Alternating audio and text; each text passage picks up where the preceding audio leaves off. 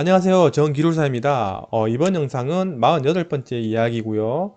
기술사 자문 활동을 하나 소개하면서 아울러 기술사 시험 문제에 있어서 다른 사람이 손대지 못하는 문제를 풀면 점수를 잘 받는다는 속설에 대해서 이야기를 해볼까 해요. 아직 코로나 때문에 사회적 거리두기가 한참인데요. 따라서 많은 행사들이 연기 또는 취소되는 상황이에요. 자, 그런데 기업들을 대상으로 진행하는 지원 사업은 긴급하게 수행되어야 되기 때문에 이와 관련된 자문 활동에 참여하게 되었습니다. 주된 내용은요, 연구개발 관련 주제로 정부 과제에 지원한 기업들의 어떤 사업성 검토와 기술성 검토를 하여서 평가를 하는 내용입니다. 즉, 사업성이 높고요. 나중에 이제 고용 창출까지 기대되는 그런 이제 기술 개발 아이템을 검토해서 순위를 부여하는 그런 과정이라고 보시면 되겠어요. 내용의 특성상 장소와 세부사항은 대회비라서 밝히지 못하는 점 양해 바랄게요. 개인적인 느낌일까요? 아직도 고속도로에는요, 예전만큼 차량이 많지는 않는 것 같아요. 그래도 휴게소에 이제 전세버스가 가끔 보이기는 하더라고요. 예, 이렇게 평가 장소에 도착을 하였습니다. 제가 검토해야 하는 기업은요, 약 15개고요. 지금은 1차 선별 과정이라서 약 50% 정도만 선정하면 되기 때문에 부담이 좀 덜 했어요. 또한 이게 발표 평가가 아니고요. 서류 평가이기 때문에 마음이 좀 더 편했다고 할까요? 발표 평가는 지원하는 기업들의 수장들이 그러니까 제한 시간 동안 발표하는 내용을 이렇게 보면서 평가를 하는 방식인데요. 사실 열심히 준비한 발표자를 앞에 두고 평가하는 것이 조금 부담이 있거든요. 평가위원은 저를 포함하여 7명이 참여하였습니다. 물론 이제 발열검사, 손소독 매우 엄격하게 진행하였고요. 저 역시 적극 협조하였습니다. 자, 여기서 앞서 언급한 기술사 시험 문제 선택과 관련된 이야기를 조금 더 해볼게요. 자, 흔히들 이제 시험 문제를 선택할 때 다른 사람들이 손대기 어려운 문제를 선택하면 점수가 잘 나온다는 속설이 있는데요. 그런 효과가 있었다는 분도 있고 또 그렇지 않다는 분도 있어요. 물론 이제 다른 사람들이 손대기 어려운 문제는 대부분 본인에게도 쉬운 문제는 아닐 거거든요. 물론 이제 운이 좋으면 이런 경우가 있을 수 있어요. 그러니까 본인만의 특화된 경험이나 또 본인의 희소성이 있는 그런 업무가 문제로 나왔을 때는 다른 사람들은 접근하기 어려워도 본인은 어느 정도 수월하게 접근할 수 있기 때문에 그다지 어렵지 않을 수 있겠죠. 자, 또 이와 관련된 이야기는 잠시 후 이어나가 볼게요. 사업 계획서를 꼼꼼하게 보느라 이렇게 서로 인사 나눌 시간도 없었고요. 어느덧 이렇게 점심시간이 되더라고요. 지정된 식당으로 향했는데 식당 역시 사회적 거리두기를 지키기 위해서 테이블의 좌석을 2m 이상 세팅을 해놨더라고요. 뭐랄까 이제 혼밥이 아닌 혼밥 같은 느낌. 정말 너무 평범했던 우리의 일상들이요. 얼마나 소중했는지 이번 코로나19가 확실하게 깨닫게 해주는 것 같네요. 식사 후 잠깐의 휴식을 마치고 또 서류 검토에 돌입하였습니다. 그렇게 독서실 같은 분위기의 시간이 빠르게 지나가고요.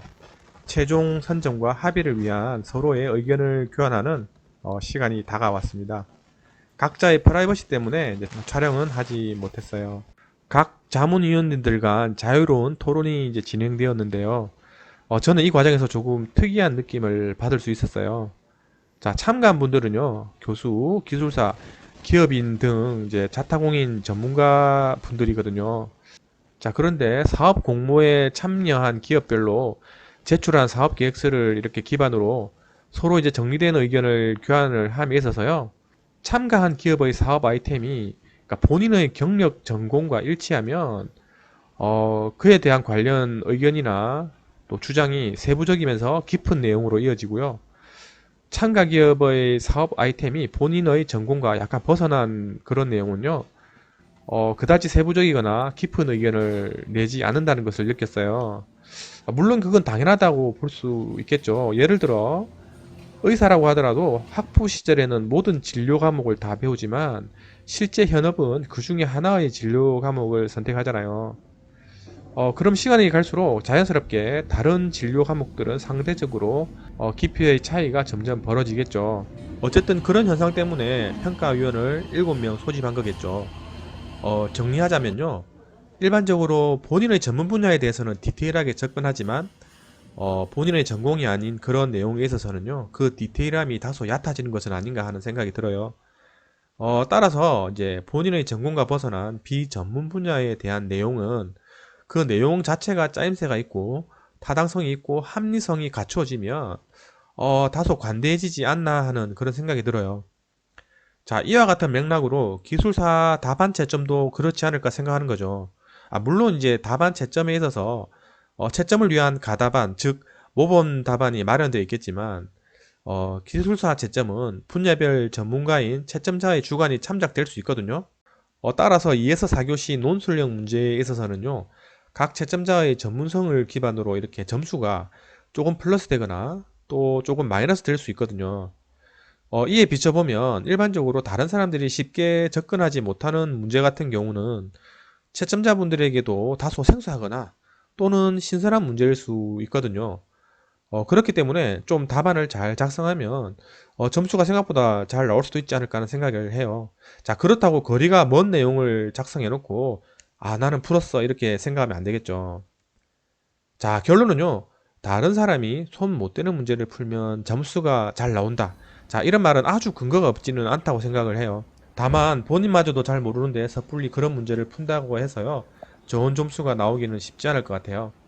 즉, 채점용 모범 답안, 가답안에 있는 기본 내용을 벗어나게 작성하면 기대 점수보다 낮을 수 있으니 주의하셔야 될 거예요.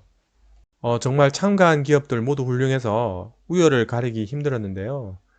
그래도 다른 위원님들과 함께 잘 합의해서 50%의 1차 선정 평가를 마쳤습니다. 오랜 시간 문서를 검토하느라 조금 피곤하지만 그래도 많은 보람이 느껴지는 그런 활동이었습니다.